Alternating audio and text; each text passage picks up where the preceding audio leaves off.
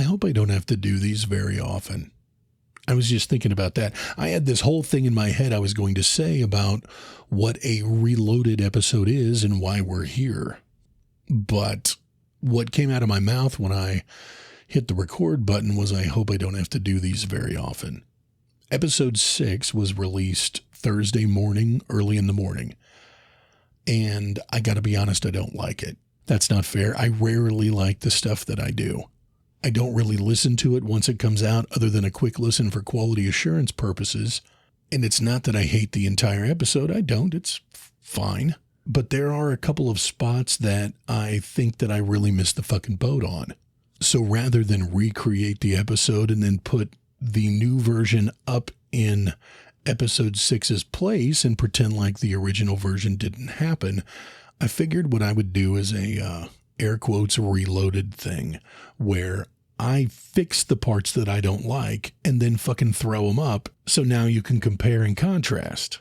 See what I mean? It's added value. I think what we would call that in corporate America, it's an added value episode. So like I said at the very beginning of this, I hope I don't have to do these very often. But I think I probably will. This is not a road I wanted to go down, by the way. All right, let's just dive into it. Cue the reloaded intro. Let's go. The following is a European canon production. In the ancient land of Valmira there lived a man. Lorenzo is what he was called in those days. The bastard of Valmira, the butcher. He killed at will, indiscriminately, slaughtering both beasts and men with his large, meaty cock, a vein-covered blunt instrument of destruction and staggering beauty he called Wamba, the rod of the underworld. Welcome, motherfucker, to Misanthrope Radio! Episode 6, Reloaded. Getting old is fucked up. And when I say getting old is fucked up, I'm not talking about the usual shit that you hear people complain about. Somebody's always got something to say about getting old. Well, this sucks about getting old, and that sucks about getting old, and it's honestly usually fairly benign. But getting old is fucked up, not just because of the aches and pains and your fucking skin gets thin and you're always bleeding for no fucking reason. Getting old is fucked up in ways that I didn't fucking anticipate at all. I had this realization the other day when I was sitting down and I realized that my fucking balls were hanging out of the bottom of my shorts. Gotta be honest, that's never happened to me before. My balls were hanging out of the bottom of my shorts. Now, I've had these shorts a long time. So you would think, okay, well, if this has never happened to you before, there must be a variety of mitigating factors. Some kind of natural phenomenon or environmental phenomenon must have made this occur. Okay, well, let's examine that. It's a chair that I've owned for a very long time. I sit in it the same way every day. My feet were on the ottoman that I've owned for a very, very long time. My feet go in the same place on the ottoman every day. The shorts I was wearing, I've owned for a very long time. And when I'm at the house and I'm not planning on going anywhere, I don't fucking bother with underwear. I walk in, take off the fucking work clothes, wash up a little bit, throw on my fucking shorts and t-shirt, and go continue to live my life. But on this particular day, in these particular shorts, on this particular chair with my feet on this particular ottoman, my testicles were hanging out of the bottom of my fucking shorts. And that's when it hit me. Getting old is fucked up. You suffer indignities getting older that you honestly shouldn't have to fucking suffer. If you think about it, throughout the course of your life, you're always fucking eating shit in one way or another. But the process of life is fucked up. And here I was the other day sitting in my fucking chair, knocking on the door of 50 years old with my fucking balls hanging out the bottom of my shorts, thinking to myself, this is the beginning of the downhill slide. And like I touched on earlier, the downhill slide takes many forms. But for the purposes of this particular episode, the downhill slide that I'm referring to is not physical or cognitive, it's social. The social stigma of falling into the age range between 50 and 59 years old. I'm going to call it the creepy era, the creepy years, the creepy decade. I've officially turned the corner from middle-aged and I'm on my way to elderly, but there's a 10-year downhill slide before you get to elderly. And you're asking, okay, well, fucking how do you define that 10-year slide? What are you talking about? Why do you think that there's a fucking 10-year slide, Lorenzo? Well, let me tell you. Imagine you're on a plateau and you're cruising along on that plateau. That plateau is your 40s. Now, when I say you're on a plateau, what I mean is through your 20s and your 30s, you're on a fairly steady incline, right? By the time you hit 40, that levels out. It may go up, it may go down a little bit, but from 40 to 49, you're on a plateau. These are your prime earning years. This is your physical appearance. And most importantly, and for the purposes of this particular podcast episode, you're on a plateau from 40 to 49 in the way people view you. So in your 20s, when you're on the way up, you're a kid. In your 30s, when you're on your way up, you're still maturing into the man that you're going to be. But then when you hit 40, you're there. You've arrived. You are the man that you're going to be in the eyes of everyone around you and everyone who meets you. And then you are on a plateau, this beautiful flat plane that you can ride out for up to and including 9 years. You're making the most money you've ever made. Physically, you're holding up. Emotionally, you're getting a little bit more mature. You're on your way to gaining what people are going to view as wisdom. And then at 49, you start your downhill slide. Physically, you're not holding up as well as you used to. People at work are starting to see you as a bit of an anachronism, but for the purposes of this episode of the podcast, it's how people see you in your everyday life and in random social interactions that we're going to talk about here. Because the meaning of everything you do and the perceived intentions behind everything you do change at 50 years of age. A mere year ago, holding the door open at the bank for the young lady to go in front of you was just seen as polite. That lady may think that she's just thankful that that man thought of her, saw her coming, and decided to hold that door for her and let her in. How gentlemanly. When you're 60, holding the door open for a lady at the bank is seen in a certain way.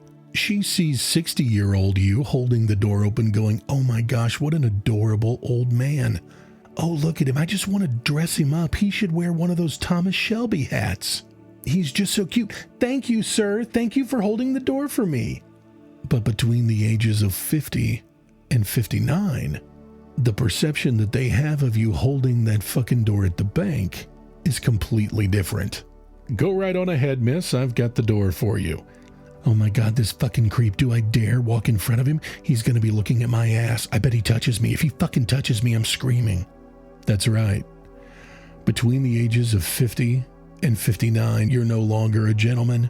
You're not old enough yet to be a kindly old man. You're just a fucking creep. But let me say this about that. I'm going to maintain that I have not changed. I am the same guy at 49 that I was at 29 and 39. Allow me to illustrate. Holding the door for the young lady at the age of 29, this is pretty indicative of what's going through my head.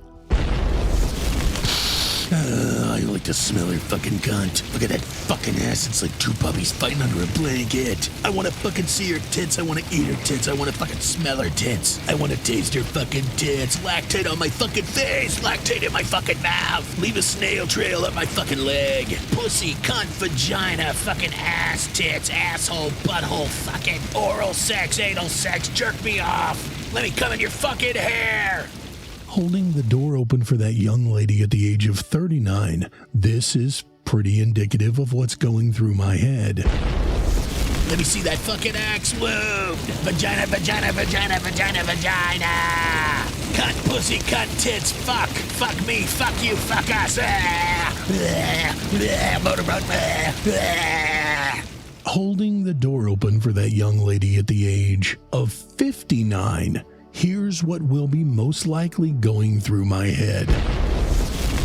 Vagina, pussy, cunt, fucking cum, jitty, fucking tits. Come in your ass, come on your face, come in your fucking tits, come on your fucking belly button, come in your fucking asshole. Knock you up, kick you down a fucking flight of stairs. Carry on the bloodline if you fucking can. Piss in my fucking mouth like Vince Neil. Come, pussy, cunt, fuck, shit, fuck, cunt, pussy, fuck. Yeah. So as you can imagine, I can't fucking understand why holding the door open for that young lady at 49 would elicit the kind of response that I described. I'm no more perverted at the age of 49 than I was at 39 or 29. The only difference, the only mitigating factor is at the age of 49, I'm no longer fuckable. Let's just fucking get it out there. That young lady looks at a 29-year-old man and a 39-year-old man completely differently than she looks at the 49-year-old man. Do you want to know why? The 49-year-old man is old enough, just old enough to no longer be fuckable. And that makes him a creep. I'm just, consider this a fucking public service announcement from Misanthrope Radio. Once you hit 49 years of age, maybe 50 if you're lucky, you're no longer a gentleman, you're a fucking creep. And then you've got to fucking contend with creep status for the next 10 years. There's nothing you can fucking do. There's literally nothing you can fucking do to change the perception that everyone who meets you is going to have. People are going to fucking put themselves between you and their kids if you happen to be walking through the park. You could have walked the trail at that park every day for a decade, but the moment you fucking cross that line and start on that fucking downhill slide, parents are fucking interjecting themselves, placing themselves between you and where their kids happen to be playing on the fucking jungle gym. And God fucking forbid you walk over and sit down on the swing set. They're calling the cops. They wouldn't call the cops at 48, 47, or 46, but 49, 50, they're calling the fucking police. You're likely to catch a fucking charge for taking a break while you're walking the trail that you've been walking for a decade at the park because you have crossed this invisible line. You're no longer a gentleman. You're creepy. This was a realization I had. And I had the realization again to fucking recap because I sat down in a pair of shorts that I've owned for a very long time, in a chair that I've owned for a very long time, and put my feet on an ottoman that I've owned for a very long time, and I realized that my fucking balls were hanging out the bottom of my shorts.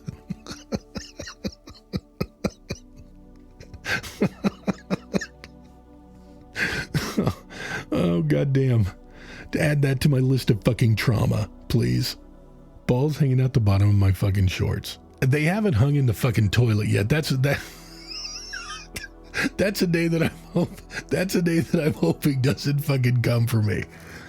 That's a day that I'm hoping never fucking happens to me. Long sack, the phenomenon, the phenomenon of long sack. The phenomenon of long sack fucking strikes and my nuts hit that fucking toilet water, I'm done. I'm liable to just fucking grab a Bowie knife and walk into the fucking woods in northern Minnesota and take my fucking chances with the bears. If they take me out, then goddammit, I had it coming. I'm not useful to anyone anymore at that point. Fuck. Nuts hanging out the bottom of my fucking shorts. Son of a bitch. I don't know if I did a good job explaining my theory on the phenomenon of fucking aging as a man. You know, women say all the time that they lose their fucking value at 35 or something like that. Like it's a really fucking steep decline into invisibility once you hit 35 as a woman, or 45 or whatever the fucking number is that they slap on that. But I think I would prefer it. In all honesty, if you take a fucking 700-foot view of the situation, would you rather, that nuts hanging out of the bottom of the fucking shorts aside, and nuts hanging into the fucking toilet water aside, let's take that out of the equation. Those personal fucking indignities don't factor into this. 700-foot view. Would you rather be on your fucking way up and peak at about 30, 35, and then start your decline and just kind of become invisible? Or would you rather have a nice 10-year plateau and then snap your fucking fingers, wake up one day and realize you're a fucking creep? And everyone sees you as a creep, and every woman assumes you're a fucking predator, and every man thinks you're trying to steal and fucking traffic their child. Personally, I think I would probably take the rapid decline into invisibility and irrelevance than having to fucking mind my pints and quarts every fucking minute of the day for the next 10 years until I can put on that Tommy Shelby hat and grab a fucking meerschaum pipe and be a harmless old man. And what's really fucked up is I'm an ass guy. I love me a big round ass. You know what I mean? Oh, fuck. I'm doing it. God damn it. If I would have fucking said that line 5 years ago at 45 years of age, you'd have been like, oh, he's an ass man. I've got a nice round ass. Let me slide into his DMs. Right?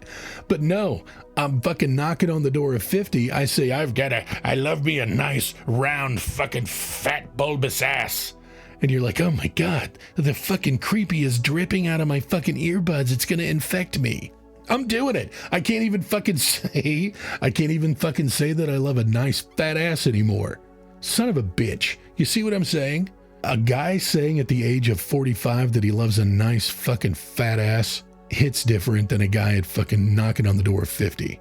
The guy knocking on the door at 50 can't do it. I cannot publicly enjoy a nice fat ass anymore. Son of a bitch. Getting old fucking blows. When I get done with this today, I'm going to call my dad and I'm just going to ask him, I distinctly remember when you were in your 50s, you would kind of be walking around talking about how getting old sucks. Is that because you had aches and pains? That's kind of what I chalked it up to at the time. Or is it because you realized that you can't walk around and admit publicly that you really enjoy a juicy fat ass anymore? Well, I don't care if it makes me sound like a creep. I love me some thighs and an ass, okay? Fuck it. I'm going to ask him too if his balls ever hung out the bottom of his shorts. And what happened, and if so, what happened the first time his fucking nuts hit the toilet water? Definitely going to call him. If I had a way to patch the call in to this podcast, I'd totally do it, but I'm sure that there's probably some kind of fucking easy to use software that I could incorporate into my current setup. I just don't know how to fuck to do it. You'll have to take my word for it. And that's it. That's the addendum. Thank you for humoring me. And like I said in the very beginning, I hope I don't have to do these very often. I'm not actually a perfectionist. It's not like I have some kind of fucking obsessive need to make sure that everything is absolutely perfect on this podcast episode, because it's never going to be. My equipment has its limitations. My skill level has its limitations. And honestly, this is why I don't listen to my podcast episodes more than once.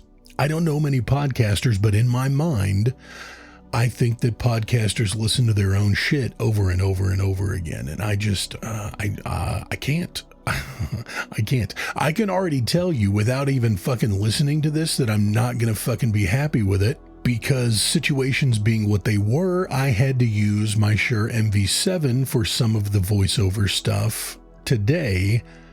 And I was mixing and matching with the Shure MV51, which is what I'm talking to you on right now. And it's not going to sound the same, and it's going to be fucking weird, and it's going to bother me. Will you notice? I don't know. But I sure as fuck will, and it'll drive me fucking insane. So I don't listen to my shit very often, because if I did, there would only ever have been one episode of Misanthrope Radio, and then fucking 17 revisions. It would be, Misanthrope Radio episode 1, and then fucking the next 16 entries would be addendums.